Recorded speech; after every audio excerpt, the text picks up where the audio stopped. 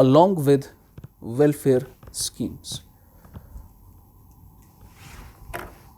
Clear है ये point? Okay, तो पहला हमने देखा, हम क्या देख रहे हैं, हम रिफॉर्म्स देख रहे हैं. बीओपी क्राइसिस चल रहा है, हम आईएमएफ के पास गए, उस वक्त प्राइम मिनिस्टर कौन था? Narasimha. Finance minister Rao Manmohan model. तो हम आईएमएफ के पास गए, कंडीशंस लगी, हमने रिफॉर्म्स का प्रोसेस शुरू किया. Macro economic stabilisation, short term reforms. Immediately government को बोला खर्चा कम करो. अब बैंक्स को नहीं बोला रेट्स बढ़ाओ, उससे दिक्कत आएगी ग्रोथ में. तो यहां से खर्चा कम किया, वेलफेयर कॉम्प्रोमाइज किया, लेकिन ग्रोथ अचीव की, क्योंकि हमें वहां से इंपोर्ट करना था. ऑयल इंपोर्ट नहीं होगा, आपकी इकोनॉमी ठप हो जाएगी. तो वो आपके पास डॉलर तब आएगा जब आप ग्रोथ अचीव करेंगे. तो वो करने के लिए हमने गवर्नमेंट बोरोइंग्स डिक्रीज कराई और प्राइवेट इन्वेस्टमेंट बढ़ाई, इन्फ्लेशन कम हो गई. सेकेंडली हमने जो प्रोसेस किया वो क्या था, अपना फॉरेक्स बढ़ाया. फॉरेक्स बढ़ाना था. अब गवर्नमेंट को फॉरेक्स बढ़ाना है, यानी फॉरेन एक्सचेंज, यानी डॉलर, हार्ड करेंसीज, एक करेंसीज में डॉलर बढ़ाना है. डॉलर क्यों चाहिए? क्योंकि इंपोर्ट करना है, पैसा होना चाहिए. और डॉलर कमाते कैसे हैं? एक्सपोर्ट से. तो आपका डॉलर, आपका फॉरेक्स तब बढ़ेगा जब आपके क्या बढ़ेंगे? एक्सपोर्ट्स बढ़ेंगे. फाइन. और एक्सपोर्ट्स कब बढ़ते हैं हमारे? जब हम अपनी करेंसी को डिवैल्यू करते हैं, डिप्रिशिएट करते हैं, है ना. मैंने आपको बोला कि कोई बंदा अगर एक्सचेंज रेट अभी 74 रुपीज़ है एक डॉलर पे, कल को अगर 84 रुपीज़ हमने की एक डॉलर पे, ये एक्सचेंज रेट हमने की. अब इससे क्या होगा? इससे ये होगा कि इंडिया से कोई बंदा बाहर एक्सपोर्ट कर रहा है, वहाँ पर उसने वो $1 में वहाँ पे चीज़ बेची. किसी ने एक्सपोर्ट किया बाहर, वहाँ पर $1 में पैसा वो प्रोडक्ट बेचा. जब ये $1 ये घर लाएगा, इसको पहले कितने मिलेंगे? 74. लेकिन जब हमने डिवैल्यू की करेंसी, अब कितने मिलेंगे? 84. इसको ज़्यादा मिल रहा है. तो इसको $1 पे पहले इतना ही मिल रहा था, अब ज़्यादा मिल रहा है. ये अपना एक्सपोर्ट बढ़ाएगा या घटाएगा? बढ़ाएगा. तो इससे एक्सपोर्ट्स बढ़ते हैं जब क्या होती है? Devaluation of currency. अब डिप्रिसिएशन नहीं कर रहे, क्योंकि उस वक्त हमारी करेंसी गवर्नमेंट आरबीआई के अंडर थी और आरबीआई डिवैल्यू खुद से करता था करेंसी. तो हमारी करेंसी उस वक्त 18 रुपये पर डॉलर थी. इसको डिवैल्यू करके हमने 24 रुपये पर डॉलर किया. तो फॉरेक्स बढ़ाने के लिए वी वेंट फॉर डिवैल्यूएशन.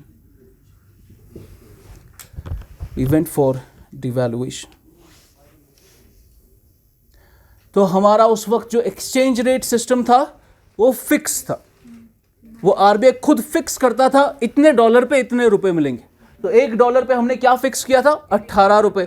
इसको डिवैल्यू किया, इसको खुद से हमने इसका वैल्यू कम किया, इसको 24 रुपये पे ले आए. इससे क्या होगा? एक्सपोर्ट वाले अपना एक्सपोर्ट बढ़ाएंगे, इससे हमारा फॉरेक्स बढ़ेगा. तो ये हुआ था शॉर्ट टर्म मेजर में. डिवैल्यूएशन इमीडिएटली 18 से 24 कराया. ठीक है ना. तो ये क्या था? ये शॉर्ट टर्म मेजर्स थे मैक्रो इकोनॉमिक स्टेबलाइजेशन के लिए. क्या मैं कह सकता हूं इसका ये मतलब है, मैक्रो इकोनॉमिक स्टेबलाइजेशन, जब भी आप ये पॉइंट पढ़ेंगे, इसका मतलब होता है कि आपके ट्विन डेफिसिट्स कम हो रहे हैं. ट्विन डेफिसिट क्या होता है? आपका fiscal deficit and current account deficit. हमने नहीं पढ़ा है करंट अकाउंट, कैपिटल अकाउंट, ये नहीं पढ़ा अभी. ट्रेड अकाउंट क्या होता है, लेकिन फिर वो बाद में पढ़ेंगे. बस आपको ये समझना है, करंट अकाउंट समझो आप एक्सपोर्ट और इंपोर्ट के बीच में डिफरेंस. फिस्कल डेफिसिट समझो आप एक्सपेंडिचर और रेवेन्यू के बीच में डिफरेंस. एक्सपेंडिचर रेवेन्यू किसका? गवर्नमेंट का. और ये पूरी इकोनॉमी में कितना एक्सपोर्ट और इंपोर्ट हो रहा है. तो अगर फिस्कल डेफिसिट ज्यादा है, इसका मतलब गवर्नमेंट का खर्चा ज्यादा है, रेवेन्यू कम है. अगर करंट अकाउंट डेफिसिट ज्यादा है, इसका मतलब गवर्नमेंट, हमारी इकोनॉमी के एक्सपोर्ट्स कम है और इंपोर्ट ज्यादा है.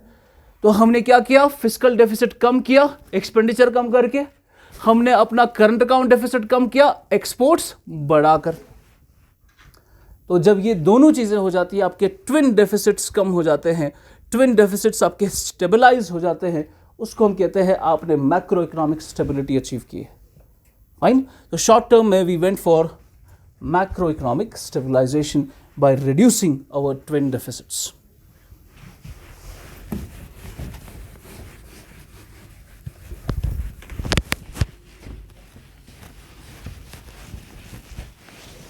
by reducing our twin deficits. Next है हमारा macro economic stabilisation. Short term में हम बच गए इससे, खर्चा कम किया, रेवेन्यू बढ़ाया, एक्सपोर्ट बढ़ाया, इंपोर्ट कम किया. फाइन. इससे आपका करंट अकाउंट डेफिसिट कम होगा और फिस्कल डेफिसिट. ये एग्जैक्टली देखिए, जब भी आप न्यूज़ पढ़ते हैं ना, अभी ये खास कर देखा करो, इमरान खान के इंटरव्यूज सुना करो, क्योंकि वो बहुत बेसिक तरीके से समझाता है. ऑक्सफोर्ड से पढ़ा है उसने, इकोनॉमी में पढ़ा है उसने, और इकोनॉमी में वो टॉपर था ऑक्सफोर्ड में. वो अब वहाँ अभी यही मामला चल रहा है. उनके पास फॉरेक्स नहीं है, पाकिस्तान के पास. फॉरेक्स बढ़ाने के लिए IMF के पास गया, $11 बिलियन का लोन लिया. अब IMF ने यही बात उनको बोली, अपने का क्या करो, खर्चा कम करो. तो जैसे ही आप देखा, इमरान खान जब ही आया, क्या किया उसने? सबसे पहले जो प्राइम मिनिस्टर्स ऑफिस था, जब भी कोई आता है ना मिनिस्टर बनता है, उसको घर मिलता है अच्छा खासा, वहाँ 10-20 लोग होते हैं, तो बड़ा डाइनिंग टेबल होता है, खाना वाना खा रहे हैं, मज़े कर रहे हैं. उसने बड़ी बड़ी गाड़ियाँ होती है ना, एरोप्लेन्स होते हैं, जो भी है सब बेचा उसने. जिसके पास 4 गाड़ियाँ होती थी, 3 बेच ली. आपने देखा होगा पहले ही साल आके उसने ऑक्शन किया गाड़ियों का कि ले लो, क्योंकि गवर्नमेंट का बहुत खर्चा होता था इस पर. तो उसने, वो प्राइम मिनिस्टर अभी पहला प्राइम मिनिस्टर है पाकिस्तान का जो अपने घर पे रहता है. वो ऑफिस में नहीं रहता, अपने घर पे रहता है. उनको अपना घर है, वहीं से वो ऑफिस जाता है. तो ये सब करके वो क्या कर रहे हैं? अपना खर्चा कम कर रहे हैं और अपनी आमदनी बढ़ा रहे हैं.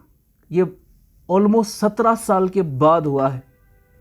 आफ्टर 17 ईयर्स पाकिस्तान में पहली बार 3 क्वार्टर्स में कंटिन्यूसली गवर्नमेंट का खर्चा कम है और आमदनी ज़्यादा है.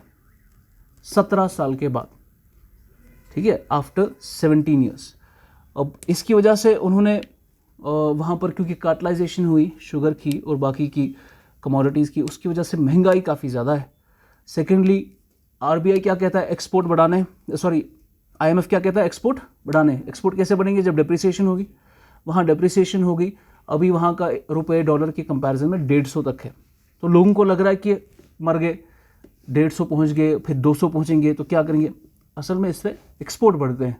तो ये लॉन्ग टर्म में फ़ायदा देगा पाकिस्तान को. महंगाई तो है वहाँ, नो डाउट अबाउट इट, पर वो धीरे धीरे कंट्रोल में आएगी. जब भी कोई घर होता है, इमरान खान कहता है अपने इंटरव्यूज़ में, जब भी कोई घर होता है उसको अपने खर्चे कम करने हैं, तो वो घर मुश्किलात से गुज़रता है ना. खर्चे कम करने, खाना पूरा नहीं होगा, इस पे कपड़ों पे पैसे नहीं खर्च कर पाएंगे, तो मुश्किलात का टाइम है. लेकिन धीरे धीरे जब आमदनी बढ़ेगी, फिर हम पहुंचते हैं वहाँ लॉन्ग टर्म में. लॉन्ग टर्म में आपको एक रिफॉर्म्स करने पड़ते हैं आपके फाउंडेशंस को स्ट्रॉन्ग करने के लिए. ये चीज़ें जो हम करते हैं, डिवैल्यूएशन करते हैं, इन्फ्लेशन कम करते हैं, मनी सप्लाई कम करके गवर्नमेंट को बोलते हैं खर्चा कम करो, RBI को बोलते हैं इंटरेस्ट रेट्स बढ़ाओ, या जो भी है, ये सब शॉर्ट टर्म में आपको इमीडिएट रिजल्ट्स देते हैं. लेकिन जैसे ही आपने पॉलिसी बदली, सपोज इमरान खान 2.5 साल हो गए उसको, अभी उसके 2.5 साल है, जैसे ही इमरान खान की जगह सपोज नवाज शरीफ आ गया फिर से, जो कि वो नहीं आएगा, अगर वो आया, वो फिर से वही चीज़ करेगा जो वो कर रहा था, है ना. अब क्या होगा? फिर से वही चीज़ होंगी जो हो रही थी. तो आपके फाउंडेशंस चेंज नहीं हुए, आपने शॉर्ट टर्म में चीज़ें चेंज की, उसकी वजह से आपको थोड़ा फ़ायदा हुआ. पॉलिसी बदली, फ़ायदा वापस गया. आपको फ़ायदा लॉन्ग टर्म में अगर चाहिए, आपको अपनी फाउंडेशंस दुरुस्त करना है. पॉलिसीज़ ऐसी होनी चाहिए जिससे आपके लॉन्ग टर्म में एक्सपोर्ट बढ़ेंगे, लॉन्ग टर्म में गवर्नमेंट की आमदनी बढ़ेगी, खर्चे कम होंगे. गवर्नमेंट जो भी खर्चा कर रहा है वो नॉन डेवलपमेंटल पे नहीं हो, वो डेवलपमेंटल एक्सपेंडिचर्स हो, जिससे डेवलपमेंट हो इकोनॉमी की. ऐसा नहीं कि बस ऐसे ही खर्चा कर लिया, वहाँ से हाईवे बना लिया, फिर उससे कोई प्रोडक्टिविटी हमें नहीं मिली, वहाँ से कोई ट्रेड नहीं हुई. तो उन जगह पे फोकस करना है, वहाँ पे इंफ्रास्ट्रक्चर बिल्ड करना है जहाँ से आपको वापस से वहाँ से ग्रोथ मिले. ये लॉन्ग टर्म में चीज़ें हो सकती है जब हम पॉलिसीज़ बनाते हैं. तो यही था आपका स्ट्रक्चरल एडजस्टमेंट रिफॉर्म नंबर 2, जिसमें हमने लॉन्ग टर्म पे काम किया. Structural adjustment reform. अब लॉन्ग टर्म में आप कैसे सही रहेंगे, इसमें मैंने लिखा था to change the basic framework of economic policies. आपकी जो पॉलिसीज चल रही थी उसको अब बदलना है. To change the basic framework of economic policies.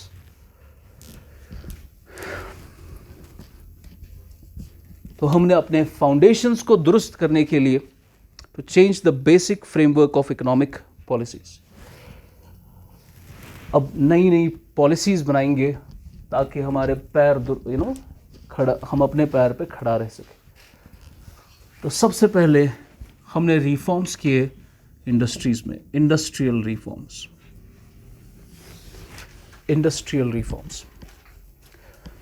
हम चल रहे थे इंडस्ट्रियल पॉलिसी रेजोल्यूशन, पढ़ा हमने IPR 1956, इसके हिसाब से इंडस्ट्रीज चल रही थी। ऑल्दो ये अलग टॉपिक है लेकिन इसका मेंशन इंपॉर्टेंट है। IPR 1956 के अकॉर्डिंग इंडिया चल रहा था 1990s तक। 1991 में हम पॉलिसी बदलते हैं, we come up with new industrial policy 1991। खुद से लिखो ये IPR 1956, उसके बाद in 1991 India came up with new industrial policy.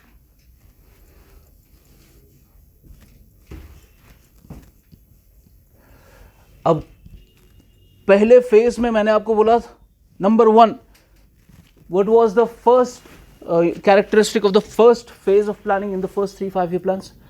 Active role of the government, है ना। सोशलिस्ट बेंडिंग, गवर्नमेंट का ज्यादा रोल, सोशलिस्ट आइडिया था हमारा, है ना। तो इसमें न्यू इंडस्ट्रियल पॉलिसी में हमने क्या किया, हमने स्पेस दी प्राइवेट सेक्टर को काम करने का। तो हमने गवर्नमेंट का रोल क्या किया, कम, और प्राइवेट का रोल बढ़ाया। इसको हम क्या कहते हैं, प्राइवेटाइजेशन। तो प्राइवेटाइजेशन की हमने, प्राइवेटाइजेशन।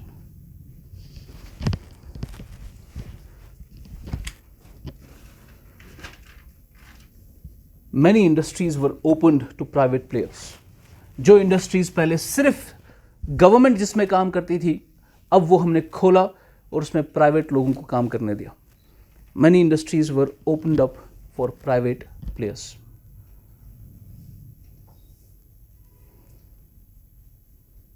एक सिंपल सी एग्जाम्पल, हम इंडिया में ये बनाते हैं, ICBMs बनाते हैं ना, intercontinental ballistic missiles, defence short में।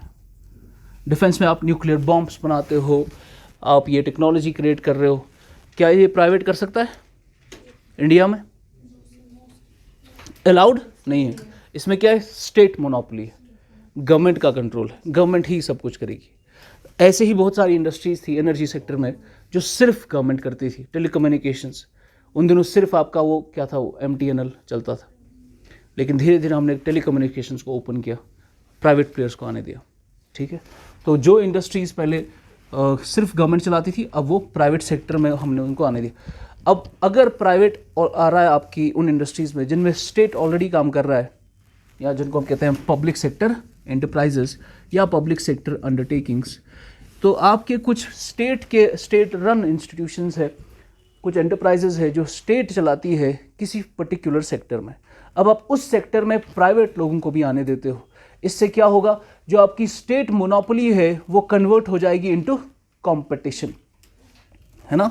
मोनोपोली यानी सिर्फ आप प्रोडक्शन कर रहे हो, लेकिन अब आप बहुत लोगों को अलाउ कर रहे हो कि आप भी प्रोडक्शन करो। इससे क्या होगा, कंपटीशन क्रिएट होगा। कंपटीशन से क्या होती है, एफिशिएंसी बढ़ती है, प्राइसेस कम होते हैं, ठीक है ना। अब एक ही बंदा बना रहा है, उसको पता है मेरा ही प्रोडक्ट है, लोगों को खरीदना ही पड़ेगा, चाहे कैसा भी बनाओ, क्योंकि एक ही प्रोडक्ट है।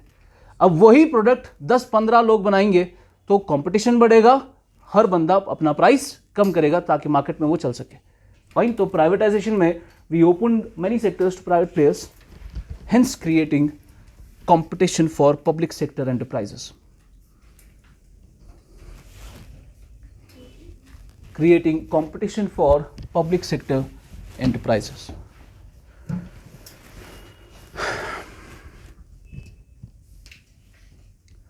एक और चीज़ हमने देखी न्यू इंडस्ट्रियल पॉलिसी में, हमने ये देखा न्यू इंडस्ट्रियल पॉलिसी में, इनफैक्ट 1980s के डेकेड में ही हमने देखा कि हमने अपने हर चीज़ में इनिशियली क्या रखा था, लाइसेंस का राज रखा था।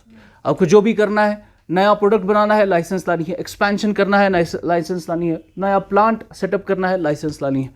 तो उस लाइसेंसिंग रिजीम को हमने 1980s के डेकेड में लिबरलाइज किया था, है ना। थोड़ा कम उसका हमने लिबरलाइज प्रोसेस किया था, उतनी अब लाइसेंस नहीं लानी पड़ रही है जितनी पहले लानी पड़ती थी।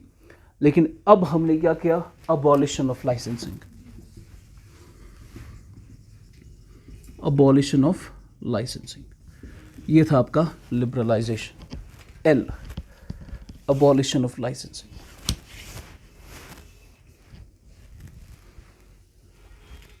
फर्स्ट फेज ऑफ प्लानिंग में पहले 3 5 ईयर प्लान्स में एक और हमारी पॉलिसी थी, that was inward oriented policy, ठीक। लेकिन अब हमने क्या किया, आउटवर्ड ओरिएंटेड पॉलिसी को ऑफिशियली इंक्लूड किया in the new industrial policy. तो आउटवर्ड ओरिएंटेड पॉलिसी क्या होती है, export promotion, export promotion, outward oriented policy.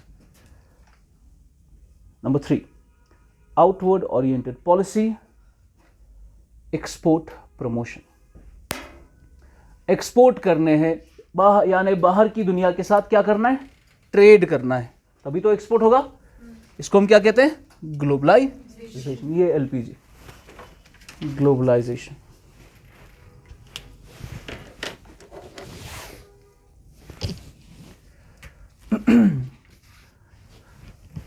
Next, industrial reforms के बाद fiscal reforms, fiscal reforms.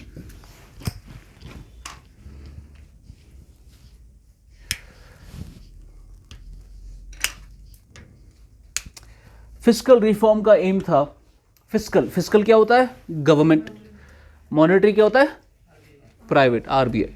Fiscal में हम क्या देखते हैं, expenditure and revenue of the government. तो हमने मॉनेटरी पहले क्या था, मैक्रो इकोनॉमिक स्टेबलाइजेशन में गवर्नमेंट का खर्चा कम किया ताकि स्टेबलाइज हो। लेकिन अब आप सच में रिफॉर्म्स क्रिएट कर रहे हो, टैक्सेशन रिफॉर्म्स, नए टैक्स लॉज बना रहे हो, जिससे आप अपना रेवेन्यू बढ़ाएंगे और एक्सपेंडिचर कम करेंगे, लॉन्ग टर्म में चलेगा फिर, fine.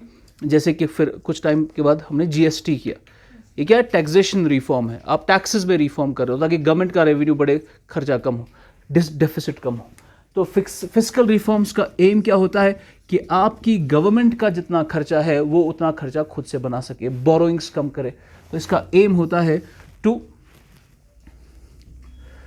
Make the government self sufficient, make the government self-sufficient. Okay. अब आपको इसमें क्या करना है, सेल्फ सफिशिएंट कैसे बनेगी गवर्नमेंट, जब गवर्नमेंट का रेवेन्यू बढ़ेगा, fine. And this was the time जब हमने फिस्कल डेफिसिट 3.5% के अराउंड अचीव किया। अब गवर्नमेंट रेवेन्यू कैसे बढ़ेगा, इसके लिए टैक्सेस का रिफॉर्म्स करना है ना। रिफॉर्म करने का मतलब बहुत सारे लोग टैक्सेस नहीं दे रहे थे, उनको टैक्स ब्रैकेट में लाना है, अपनी टैक्स बेस बनानी है। वो बेस बनाने के लिए हमने एक कमेटी बनाई, जिसको हम कहते हैं चलैया कमेटी, चलैया कमेटी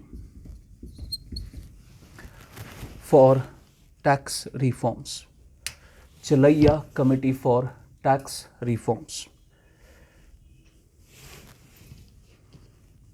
चलैया committee for tax reforms, revenue बढ़ाने के लिए, टैक्सेशन रिफॉर्म्स के लिए। इन्होंने 3 रिपोर्ट्स दी, 91 में, 92 में, 93 में। इस पे हमने फिर फर्दर टैक्सेशन रिफॉर्म्स किए, गिव 3 रिपोर्ट्स, नॉट इम्पॉर्टेंट, 91, 92, 93 में 3 रिपोर्ट्स चलैया कमेटी ने दी। इसको हम टैक्सेशन रिफॉर्म्स कमेटी भी कहते हैं, या टैक्स रिफॉर्म्स कमेटी, चलैया कमेटी। तो यहाँ से आपका फिस्कल रिफॉर्म हुआ। तो ये पहली चीज, गवर्नमेंट को क्या बढ़ाना है, अपना रेवेन्यू। कैसे बढ़ेगा, जब टैक्सेस बढ़ेंगे, फाइन। और चीज क्या कर सकते हैं गवर्नमेंट का रेवेन्यू बढ़ाने के लिए, जो चीज है, अब आपको पैसा चाहिए घर पे, अब पैसा चाहिए तो टैक्सेस बढ़ाओ, या फिर जो चीज आपके पास है उसको बेच के पैसा कमाओ, फाइन। तो हमारे पास देखा, गवर्नमेंट के पास बड़ी बड़ी फैक्ट्रियां थी, बड़ी बड़ी इंडस्ट्रीज थी, उसको बेच दिया, किसको, प्राइवेट लोगों को, और पैसा कमाया। इसको हम क्या कहते हैं, डिसइन्वेस्टमेंट। डिसइन्वेस्टमेंट शुरू हो गई इंडिया में। तो जो चीज़ें गवर्नमेंट की थी, गवर्नमेंट ने उसको प्राइवेट प्लेयर्स को बेच दिया, डिसइन्वेस्ट कर दिया, उसमें से अपनी इन्वेस्टमेंट निकाल दी। फाइन। डिसइन्वेस्टमेंट कब तक होती है, कौन सी परसेंटेज तक, 49%। यानी कंट्रोल अपना ही रखा लेकिन डिसइन्वेस्ट कर दिया उसको। ताकि रेवेन्यू बढ़ सके। तो गवर्नमेंट के पास कोई इंडस्ट्री थी, अच्छे से काम नहीं कर रही थी, तो क्या किया, इस इंडस्ट्री का मानिए आप 40%, 45%, 49% प्राइवेट लोगों को बेच दिया। तो प्राइवेट लोगों को बेचा, जब वो बेचेंगे तो क्या पैसा कमाएंगे, तो गवर्नमेंट का रेवेन्यू बढ़ेगा इससे, है ना। और गवर्नमेंट का रेवेन्यू बढ़ रहा है डिसइन्वेस्टमेंट से, लेकिन कंट्रोल गवर्नमेंट का ही है फिर भी, ठीक है। तो डिसइन्वेस्टमेंट शुरू हुआ यहां से। यह था आपका रेवेन्यू बढ़ाने के तरीके, फिस्कल रिफॉर्म्स। इसके बाद फाइनेंशियल सेक्टर रिफॉर्म्स।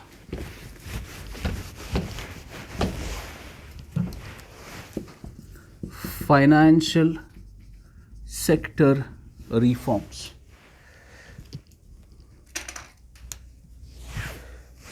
ओके।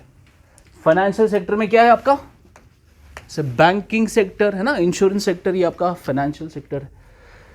अब इसमें भी हमने क्या किया, लिबरलाइजेशन की। देखिए क्या किया फाइनेंशियल सेक्टर रिफॉर्म्स में, क्या किया हमने। ये आपका बैंक है, बैंक के पास पैसा जा रहा है, डिपॉजिट्स, इसको हम कहते हैं एनडीटीएल। पढ़ेंगे जब हम बैंकिंग शुरू करेंगे, net demand and time liabilities. NDTL क्या होता है, ये वो सारा पैसा होता है जो डिपॉजिट की शक्ल में कहाँ तक पहुँचता है, बैंक तक, ठीक है। चाहे वो डिमांड लायबिलिटी हो या टाइम लायबिलिटी हो, ये उस वक्त देखेंगे। तो लोगों ने अपने डिपॉजिट्स बैंक्स में भरे और बैंक के पास 100 करोड़ रुपए का पैसा आया। तो बैंक क्या करता है, बैंक इसको फर्दर आगे लोन में देता है। तो बैंक क्या 100 का 100 करोड़ आगे देगा, नहीं, बैंक को कुछ रेशियो अपने पास रखना पड़ता है, जिसको हम क्या कहते हैं, CRR या SLR। इसको पढ़ेंगे आगे, कैश रिजर्व रेशियो या स्टैट्यूटरी लिक्विड रेशियो। ये रेशियोज रखने पड़ते हैं बैंक को अपने पास या RBI के पास, ताकि वो सारा का सारा पैसा बाहर ना दे। क्यों, क्योंकि अगर इन लोगों को अपना पैसा वापस चाहिए, वो वापस देने के लिए थोड़ा बहुत पैसा बैंक के पास रहना चाहिए, सारा का सारा आगे नहीं देना। तो आप CRR SLR काफ़ी ज़्यादा हुआ करता था इंडिया में, काफ़ी ज़्यादा होता था इंडिया में पोस्ट रिफॉर्म से पहले। इसका ये मतलब है कि जो 100 करोड़ अंदर आ रहा है बैंक्स के पास, बैंक्स को लगभग मानिए आप 40 करोड़ रेशियो की शक्ल में अपने पास रखना था और 60 करोड़ की इन्वेस्टमेंट करनी थी आगे। क्या इससे बैंक्स का नुकसान है, जितना ज़्यादा वो अपने पास पैसे रखेंगे उतना ज़्यादा नुकसान होगा बैंक का, है ना। उतनी कम इन्वेस्टमेंट होगी जितना ज़्यादा पैसा अंदर रखेंगे, फाइन। तो हमने क्या किया, फाइनेंशियल सेक्टर रिफॉर्म्स में हमने बैंकिंग सेक्टर रिफॉर्म्स के रेशियोज को कम किया। अब आपको 40 करोड़ अपने पास नहीं रखने, 20 करोड़ अपने पास रखो, 80 करोड़ की इन्वेस्टमेंट करो, फाइन। तो हमने बैंकिंग नॉर्म्स को लिबरलाइज किया, समझ आ रहा है, by decreasing the ratios and rates. लिखिए, this recommendation was given by the Narasimhan committee recommendation, Narasimhan committee recommendation, Narasimhan committee recommendation.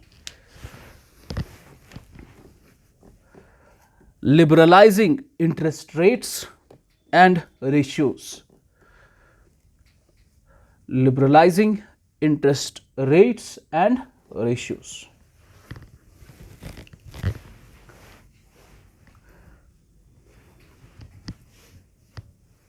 ठीक, तो लिबरलाइजेशन हो रही है फाइनेंशियल सेक्टर में। और एक चीज हमने फाइनेंशियल सेक्टर में क्या किया, जो बैंकिंग सर्विसेज अभी आप देख रहे हो, आपको जेके बैंक दे रहा है, एक्सिस बैंक दे रहा है, ICICI दे रहा है ना, महिंद्रा, कोटक महिंद्रा जो भी है, ये सारे बैंक्स लगभग, आपका एक्सिस प्राइवेट बैंक है, फाइन। ये प्राइवेट बैंक शुरू अब इसके बाद हुआ, उससे पहले बैंकिंग सर्विसेज कौन देता था, सिर्फ गवर्नमेंट, ठीक। तो इंडिया का पहला प्राइवेट बैंक आता है 1994 में, ICICI, India's first private bank.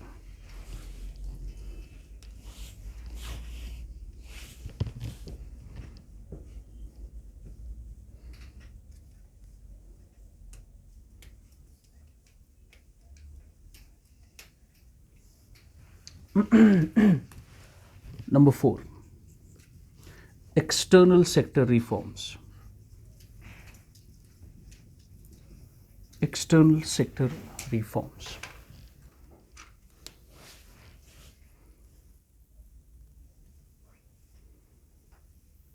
Okay, external sector में दो चीज़ें होती हैं और जब हम रिफॉर्म करते हैं एक्सटर्नल सेक्टर से आपको क्या चाहिए, डॉलर है ना। डॉलर दो तरीक़ों से आता है, या तो आप एक्सपोर्ट करो तो वो हो गया outward oriented policy, export promotion, export करो डॉलर कमाओ, या फिर बाहर के लोग जो इन्वेस्ट करना चाहते हैं आपकी इकोनॉमी में उनको इन्वेस्ट करने दो, वो अपने साथ क्या लाएंगे, डॉलर लाएंगे, पैसा लाएंगे, फाइन। तो इसको हम कहते हैं फॉरेन कैपिटल इनफ्लो, कि बाहर से पैसा अंदर आ रहा है। तो हमने यही शुरू किया एक्सटर्नल सेक्टर रिफॉर्म में, हमने एक्सपोर्ट को प्रमोट किया ताकि हमारा फॉरेक्स बढ़े, और हमने बाहर के सेक्टर्स में बाहर की प्राइवेट लोगों को अंदर इन्वेस्टमेंट करने दी in the form of foreign direct investment या फॉरेन इंस्टीट्यूशनल इन्वेस्टमेंट। इसको हम कहते हैं FDI एंड FII। FDI और FII की शक्ल में बाहर से फॉरेन कैपिटल इनफ्लो होता है और हम इसी के साथ साथ एक्सपोर्ट प्रमोशन भी करते हैं। Export promotion and allowing more FDI and FII, allowing more FDI and FII, foreign direct investment, foreign institutional investment। ये अलग से पढ़ना है, FDI FII अलग का टॉपिक है।